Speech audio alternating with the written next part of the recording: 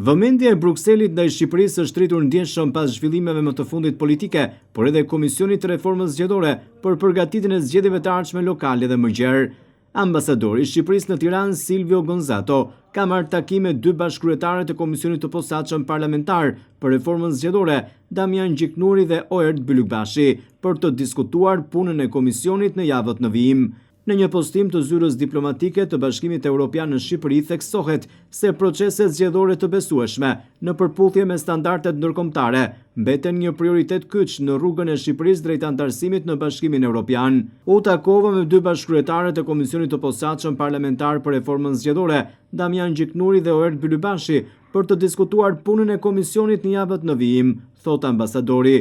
Më të janë nënvizonet dhe tematikat e diskutuara dhe atë që kërkon Brukseli nga faktori politik në Shqipëri dhe jo vetëm. Nënvizova rëndësinë e reformës zgjedhore për të rritur transparencën në financimin e partive politike, për të garantuar pavarësinë e administratës zgjedhore dhe për të parandaluar keq përdorimin e burimeve shtetërore. Një reformë e gjerë e rregullave zgjedhore që përfshin edhe zbatimin e rekomandimeve të OSBE-ODIHR-it është thelbësore për të garantuar besimin e publikut dhe për të mbrojtur integritetin e zgjedhjeve të ardhshme, mbyllet reagimi zyrtari i Gonzato, ambasadori i delegacionit të Bashkimit Evropian në Tiranë.